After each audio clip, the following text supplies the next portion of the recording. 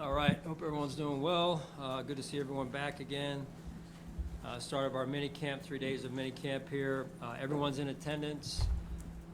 James Cook, I know that'll be a question, so I'll just get out in front of it. So he will practice as far as I know at this point. So I really appreciate him being here. And the other guys that will not practice due to injury at this point at least are KJ Hamler, Taron Johnson, Cam Lewis, Connor McGovern, Joey Bosa, Balin Spector, Cole Bishop, and DeMar Hamlin. So all are in kind of different situations as it relates to coming off injury, back from maybe a surgery or a recent tweak here. So Shaq Thompson, we added Shaq, as you guys know, and Shaq will be out there but is not going to participate in practice in full fashion. He'll be limited at best. So he's coming off of an injury.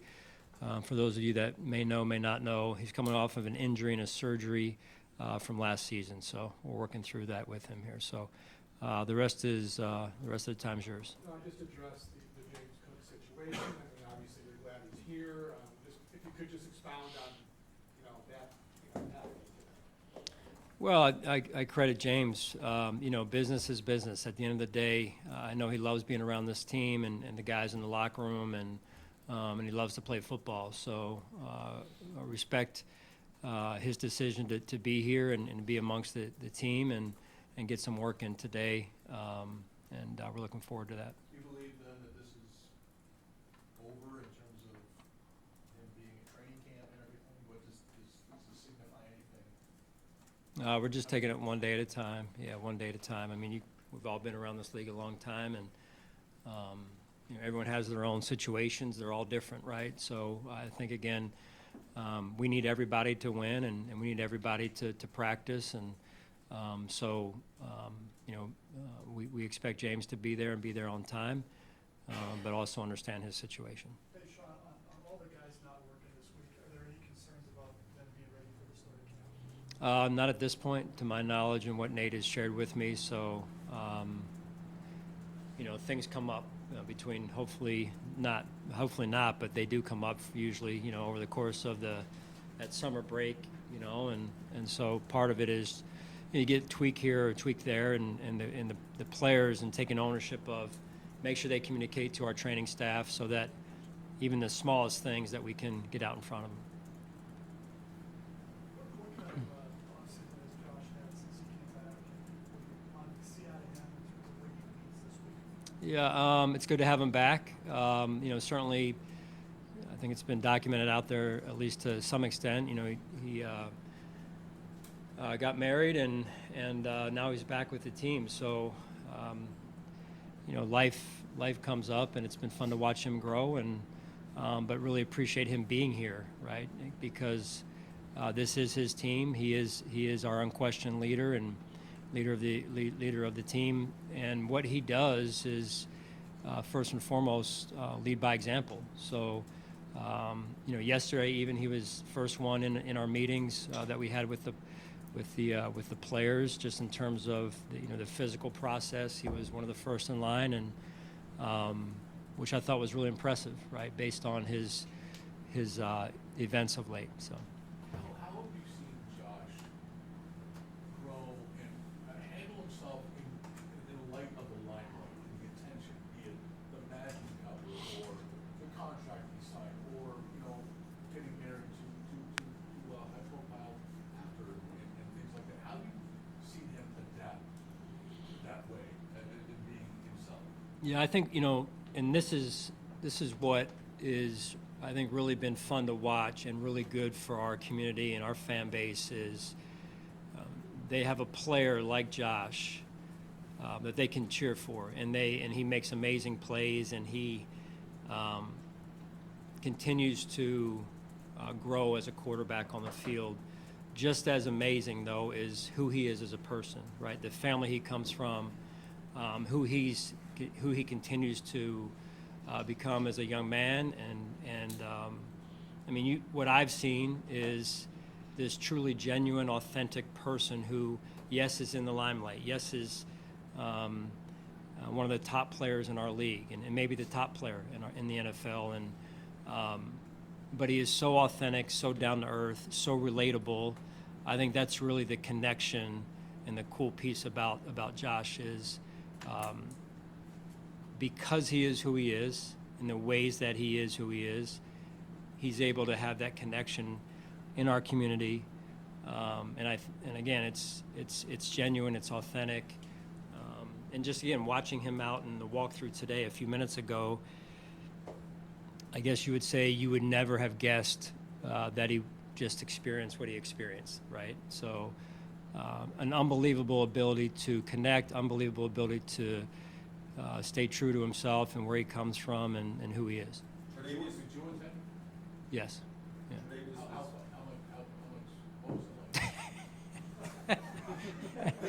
How much I was very grateful to be there, number one. Two, just it was what you would expect of a wedding. Great to see, and two really special families coming together. What we would expect as a wedding?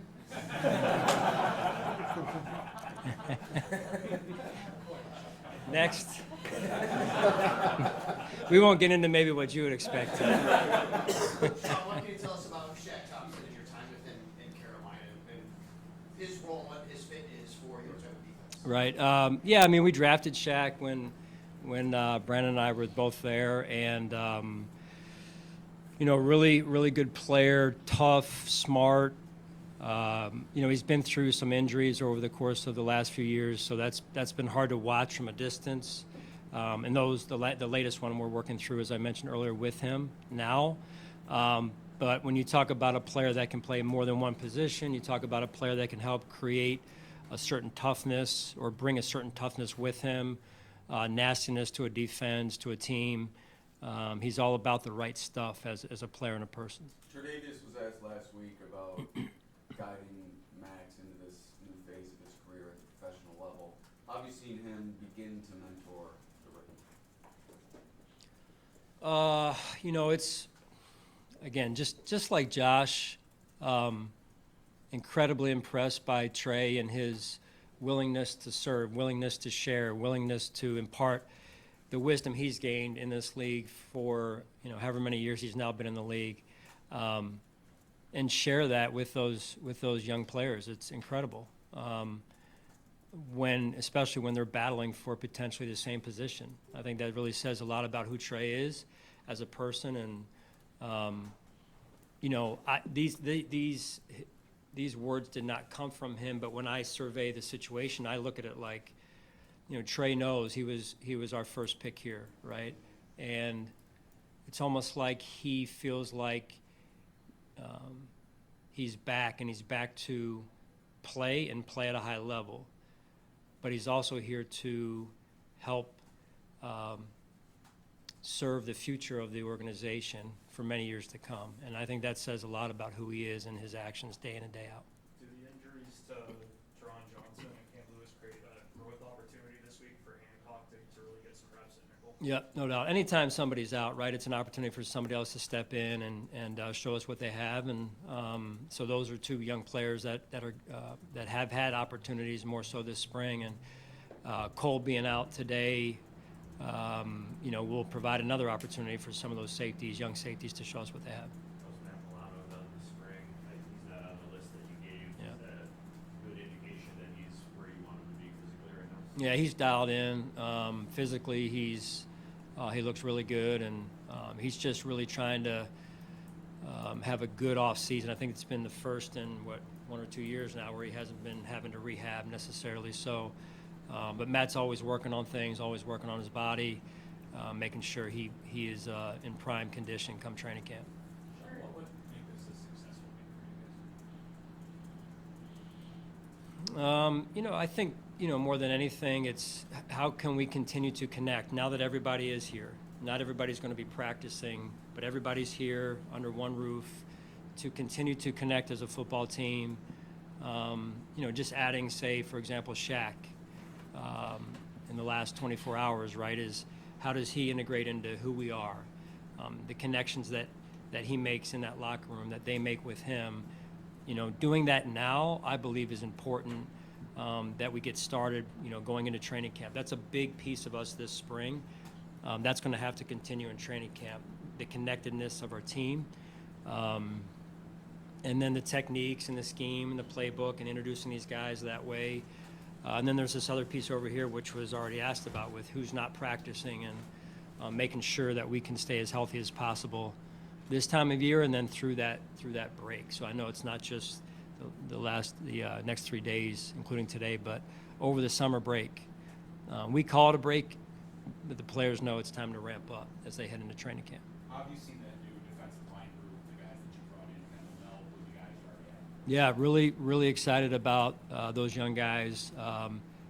You know, and it's not just them; they're integrating into a veteran group in some ways, and some of the newer players are actually veterans as well. So, kind of hitting it from 3 different angles, and been fun to watch those guys work and work with the coaches and work on their techniques. And you know, that's as I've said before, we're going to go as the D-line goes on the defensive side. So having some young players in there, adding some new players, we've got to get healthy in that room and stay healthy. That's also a big part of it. To that point, Coach, is John Walker doing more than maybe he did when he first got here? Of course, is he being fully cleared, full go, et cetera? I believe he's on like 4 reps a period right now. He went from basically no reps to he's up to 4. He'll graduate to 5 in the next day or two, and then we head into the summertime with the intent of training camp picking up where we left off at least. So yeah, he's come from a long ways away, and credit to him, credit to our training staff, and now we're in a position where he can start to rep and get more and more run. What have you seen from Max Harrison? It's only been a month, but from a rookie, first time on the field in minicamp to where we are now. Well, I think everybody saw the night of the draft was the character really shown through for who he is as a person, the energy he brings day in and day out, vibrant personality, great smile. Now it's time to play football, right? So, he's learning the playbook, he's learning the techniques again, the onboarding process, how life is in the NFL this time of year. And what you're seeing really with Max is, let's just say he started here. That's not that it's low. It's just all these rookies come in and start at a certain point, and then he's every day really been intent on getting better, having a purpose, going out to the practice field. And a lot of our young players have been doing that as well. Sean, to follow up of that, and then I asked about Trey, while he's mentoring and doing that, it's also a competitive situation that you build in all these positions. With a guy like Trey, you've seen him from when he started to now, you see flashes of that, the competitiveness, or is that just like the way he's wired? Because while he's helping this young guy, he's also competing with him for Yeah. That is some of the uniqueness of this business. Is such a results-driven business, such a transactional business. Unfortunately, in a lot of ways, it is what it is, right? But when you have a player or a person, in this case like Trey, it doesn't surprise you when you see them turning around and helping a young player like Max, like Dorian, and beyond. So again, it just, you would hope that if you or I or anyone in this room was in the same position, we would do the same thing. But again, I think it goes back to Trey, and I don't want to put words in his mouth because this did not come from him. But when I survey the situation, as I said earlier, Mike, I just believe in my heart that there's something deeper behind all of it with Trey, because I know what this place means to him. I know what he means to us and to me. And then I just feel like, he wants to see the Bills continue to do good for years and years to come.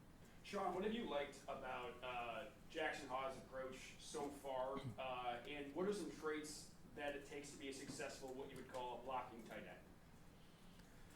Well, you got to have the personality, right? You got to love the friction. You got to love the conflict, the confrontation, as we call it. I think that's the start of any person who likes the physicalness of the game. Is you got to want to be in that street fight, and it's really, all off of film at this point because we're in shorts, T-shirts, and helmets.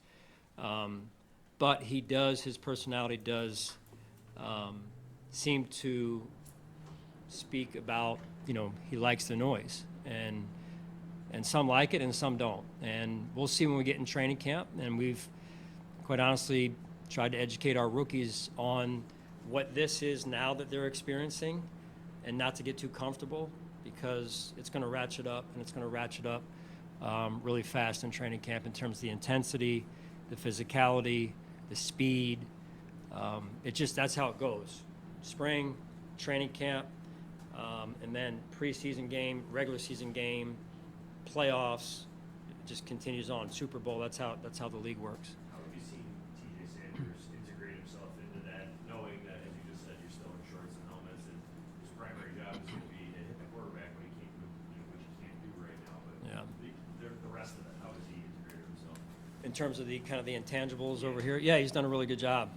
He and Dion kind of pal around a little bit together. They met somewhere along the line, maybe in the Senior Bowl. So, yeah, it's been fun to watch those guys. You feel like you're trying to educate them in more ways than one, right? On the grass in terms of the scheme, the techniques, but also in terms of habits off the field that lead to winning, right? Lead to successful careers and trying to help a football team. So we're going to play a lot of young guys on defense. That's the way I see it right now, at least. There's going to be some youth to our defense, and we're going to be counting on a number of those guys to step up for us. Sean.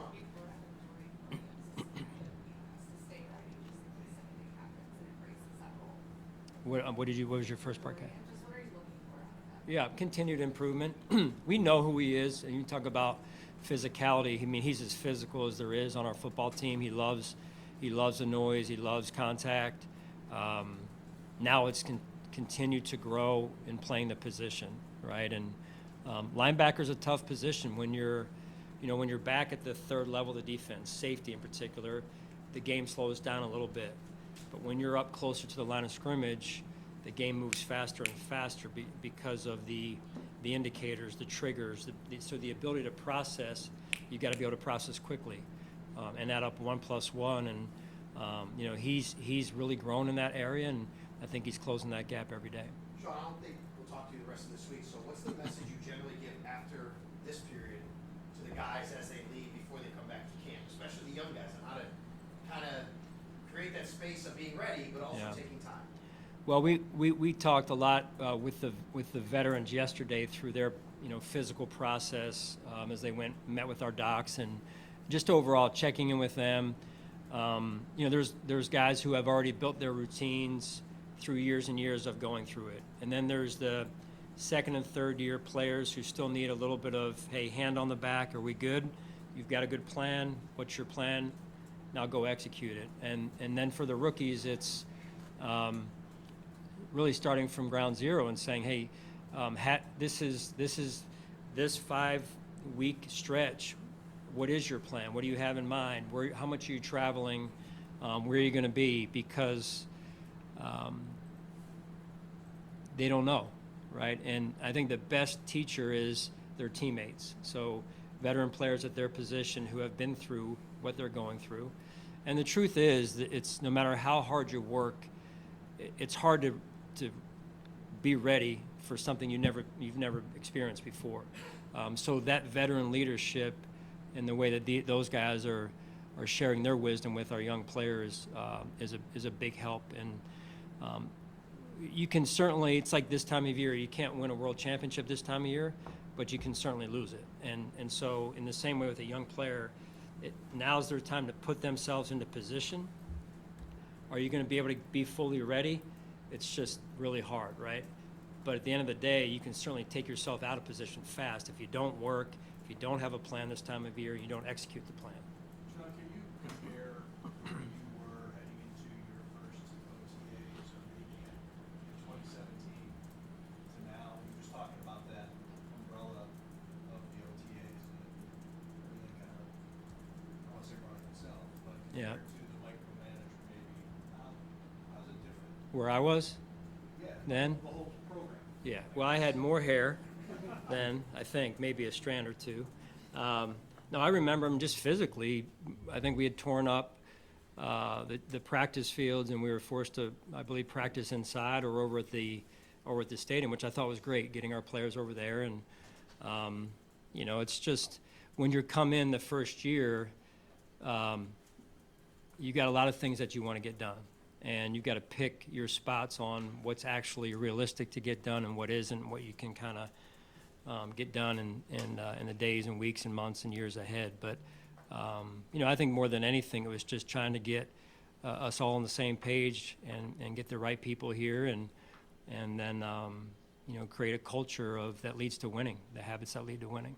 We asked you a lot about, you know, what players need to do this week or what they need to do over the next couple months. What do you want to see from coaches? You've still got a lot of really good coaches on your staff, and they have experience, but what do you want to see from them during this point of the season? Yeah, well, just as much as the players that we're teaching them that they have to learn, we as coaches have to learn. The minute you stop learning is the minute things go south. So you've got to be a constant growth-minded individual and be curious about things. Be curious of the other side of the ball. Be curious on our side of the ball and the side of the ball that you're currently working on, and continue to hunt information, continue to hunt knowledge, and not be afraid to ask questions. So just with all of those guys, I mean, they have their own goals, and you know, we talk from time to time, but I think the biggest thing is that they've all. I think we've had a great off season. The coaches have worked extremely hard. What I've already seen with these young players, you can tell that they're great teachers. Our coaching staff, they know how to develop young players. They also know how to welcome older veteran players who have been on other teams. And I mean, that's called the melting pot of a team, is when you can take what you have and get it to come together just right. And so that's what we're tasked with at this point, heading into training camp. And but I've been very impressed with the coaching staff and the way that not only they've done what I just said, but also they've worked together and been collaborative in that way. Joe, 2 more, please. How does your approach kind of change going in with some of the younger guys that you talked about? Because usually you lean a lot on veterans. With the younger players? Yeah, man, no, we've always wanted to lean on young guys. Young guys play like anybody else. I've said this before. Young guys, old guys. It does not matter. It's who earns the right to play. Bottom line. So it's not that Sean McDermott has not played a young guy because he's been intentionally trying to keep a young guy over here. It is who earns the job. Because I'm not going to put a young guy out there or an old guy out there if their teammates don't trust them. Bottom line. So that's how we do it. 9 years of doing it. It ain't going to change. More nervous before a Bills game, or what's your personal? Yeah, no, I'm happy for those girls. It's been great to watch them. You know, as a dad, you're emotional about it. You watch them have success. It's fun, you know, watching these kids grow up.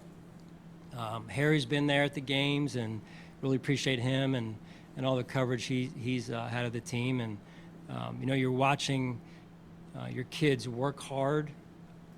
You're watching a team work hard and reap the dividends of their hard work. So, you know, it makes you emotional watching it unfold. Good, thank you.